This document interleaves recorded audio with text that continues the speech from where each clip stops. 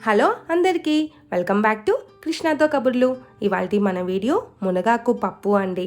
ఈ చలికాలంలో జనరల్గా వచ్చే కాళ్ళు కీళ్ళు నొప్పులకి, తలనొప్పి, జలుబు, దగ్గులకి మంచి మెడిసిన్ ఈ మునగాకు రెసిపీసేనండి.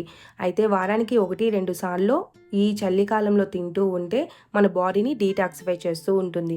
అయితే ఇవాల్టి మన వీడియోలో ఎక్కడా మునగాకు చేదు లేకుండా పర్ఫెక్ట్గా టిప్స్ అండ్ కొలతలతో చెప్తాను. ఎక్కడ మిస్ కాకుండా లాస్ట్ వరకు చూడండి. ఇప్పటి వరకు మన ఛానల్ని సబ్స్క్రైబ్ చేసుకోకపోతే ఒక్కసారి అలా సబ్స్క్రైబ్ చేసుకుని వీడియోలోకి వచ్చేసేయండి. ముందుగా నేను ఒక టీ గ్లాసు పచ్చని పప్పు తీసుకుని కడిగి పెట్టాను, నానబెట్టలేదు. అందులోకి 150 గ్రామ్స్ మునగాకు, అంటే మన పిడికిలతో గట్టిగా 2 పిడికిళ్ళు మునగాకు వస్తుంది. దాన్ని మునగాకు కడిగి వేసేసి ఒక హై ఫ్లేమ్లో 5 విజిల్స్ పెట్టేసేయండి. ఆ తర్వాత ఇంకొక స్టవ్ మీద ఒక ప్యాన్ పెట్టి అందులో 1 స్పూన్ ధనియాలు, 1/2 స్పూన్ జీలకర్ర, తర్వాత దాన్ని కొంచెం అలా వేయించేసి వేడి తగిలిన తర్వాత ఒక 7-8 ఎండుమిర్చి వేసేసుకోండి. అందులోకి కొన్ని కరివేపాకు రెబ్బల్ని వేసేసేయండి. వేసి అలా వేయించేసేసేయండి. కరివేపాకు రెబ్బలు మరీ ఎక్కువ వేయద్దు, ఒకే ఒక రెబ్బ అనుకోండి, దానికి దూసుకున్న ఆకులు వేయండి. అలా వేసి బాగా వేయించేసేసేయండి. అవి వేగిన తర్వాత మనకి మంచి స్మెల్ వస్తూ ఉంటుంది, దగ్గరుండి వేయించుకోండి. అలా వేయించుకున్న తర్వాత ఒక 5-6 వెల్లుల్లిపాయ రెబ్బలు వేసేసి స్టవ్ ఆఫ్ చేసేసేయండి. స్టవ్ ఆఫ్ చేసేసాము అంటే చక్కగా మనకి మొత్తం వేగిపోయి మంచి స్మెల్ వస్తుంది. మనం స్టవ్ ఆఫ్ చేశాక ఇంకా కొంచెం వేగుతుంది అనమాట ఆ ప్యాన్ వేడికి. ఆ తర్వాత వాటన్నిటినీ కూడా మిక్సీ జార్లో పోసేసి మిక్సీకి పట్టుకునేసేద్దాము. ఈలోపు మనకి హై ఫ్లేమ్లో పెట్టి మనం పప్పు ఉడికిస్తున్నాం కదా, అది విజిల్స్ కూడా వచ్చి ఆగిపోయింది. ఆ తర్వాత చూస్తే ఇదిగోండి ఇలా ఉంటుంది. ఇది నేను ఎందుకు హై ఫ్లేమ్లో పెట్టాలి, నానబెట్టకూడదు అన్నాను అంటే, మెత్తగా మ్యాష్ అవ్వకూడదు, మన కందిపప్పు లాగా పేస్ట్ లాగా అవ్వకూడదు అనమాట. ఇలా గుగ్గిళ్ళు లాగా మాత్రమే ఉడకాలి. ఇలా ఉడికింది అంటే మనం ఇంకొంచెం మెదుపుకున్నప్పుడు ఇంకా బాగుంటుంది. ఇందులోకి 1 స్పూను పసుపు, 2 స్పూన్లు కల్లుప్పు, ఒకే ఒక్క చిన్న అదిగోండి చింతపండు అలా కొద్దిగా అనమాట, అలా వేసేసుకొని మనం ఏదైతే మిక్సీకి పట్టుకుని ఉన్నామో ఆ పౌడర్ని కూడా దాంట్లోనే వేసేసేయండి. అలా వేసేసిన తర్వాత పప్పు గుత్తితో కానీ మ్యాషర్తో కానీ కచ్చా పచ్చాగా ఎనుపుకునేసేయండి. బాగా మెత్తగా ఎనపొద్దు. అలా కచ్చా పచ్చాగా ఉంది అంటే మనం తినేటప్పుడు పప్పు ఆ పచ్చెనపప్పు గింజలు పంటి కిందకి పడుతూ ఉంటే భలేగా అనిపిస్తుంది అనమాట, అంత బాగుంటుంది. అందుకని నేను కచ్చా పచ్చాగా అలా ఎనిపేసేసి మనకి సరిపడంత కన్సిస్టెన్సీలో అడ్జస్ట్ చేసేసుకోండి. ఆ తర్వాత సాల్ట్ కూడా మనం వాటర్ వేస్తున్నాం కాబట్టి సాల్ట్ కూడా అడ్జస్టబుల్గా సాల్ట్ వేసేసేసుకోండి. అలా వేసేసేసుకుని పక్కన పెట్టేసేసుకోండి దీన్ని.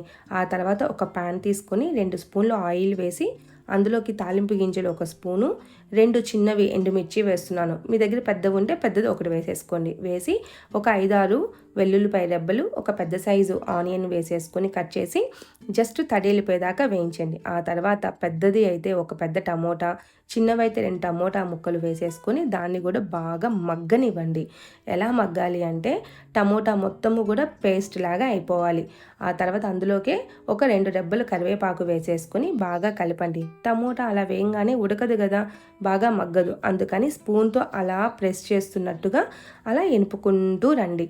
అలా ప్రెస్ చేస్తూ వచ్చాము అంటే బాగా ఉడికిపోతుంది. టమోటా తొక్కులుగా లేకుండా బాగా ఉడికిపోతుంది అనమాట. ఇలా ఉడికితేనే ఈ తాలింపు ఆ పప్పుకి అంత మంచి రుచినిస్తుంది అనమాట.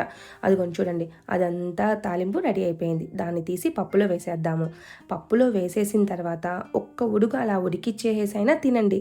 లేదు మనకి ఇది మొత్తము కూడా బాగా పట్టాలి అంటే మళ్ళా ప్రెషర్ పెట్టేసి ఒక్క విజిల్ హై ఫ్లేమ్లో ఉడికించాము అంటే ఈ తాలింపు, మనం వేసిన పౌడరు, పచ్చివాసన ఎక్కడా లేకుండా బాగా ఆకుకి పప్పుకి బాగా పట్టేసి ఇంకా మంచి టేస్ట్ వస్తుంది. అందువల్ల నేను ఇంకొక విజిల్ పెట్టేస్తున్నాను. 1 విజిల్ పెడితే సరిపోతుంది. అయితే ఇదిగోండి కన్సిస్టెన్సీ ఇలా చూసుకున్నాను. ఇలా చూసుకుని సాల్ట్ సరిపడకపోతే వేసేసుకునేసి ఇక స్టవ్ ఆన్ చేసి 1 విజిల్ హై ఫ్లేమ్లో పెట్టేద్దాము. అలా పెట్టేయటం వల్ల ఆవిరికి మునగాకు కానీ పచ్చెనపప్పు కానీ మంచి టేస్ట్ వస్తుంది. అందువల్ల ఒక ప్రెషర్ పెట్టండి అంటున్నాను. అంతేకాకుండా స్మెల్ కూడా భలేగా వస్తుంది. ఇదిగోండి పర్ఫెక్ట్గా మన మునగాకు పప్పు అనేది రెడీ అయిపోయింది. ఇదిగోండి ఈ కన్సిస్టెన్సీకి ఇలా వచ్చేసింది. ఇక దీన్ని దోశ, చపాతీ, అన్నంలోకి, పెరుగన్నంలోకి అసలుకి కొత్తది కూడా స్పూన్ వేసుకొని తింటూ ఉంటే అంత బాగుంటుంది. అంత మంచి హెల్దీ రెసిపీ. ఇది వారానికి 1-2 సార్లు పర్ఫెక్ట్గా తింటూ ఉన్నాము అంటే మనకి డీటాక్సిఫై చేస్తుంది బాడీని. కీళ్ళు కాళ్ళు నొప్పులు లేకుండా కొంచెం ప్రొటెక్ట్ చేస్తూ ఉంటుందన్నమాట. అయితే ఈ వీడియో నచ్చింది కదా మీకు? ఇంకెందుకు, ఒక లైక్ కొట్టేసేసి మీ ఫ్యామిలీ అండ్ ఫ్రెండ్స్కి షేర్ చేసేసేయండి. అలాగే సబ్స్క్రైబ్ చేసుకోమని పదే పదే చెప్పండి. మళ్ళీ మరొక వీడియోలో మళ్ళీ కలుసుకుందాం. అప్పటి వరకు బాయ్ బాయ్.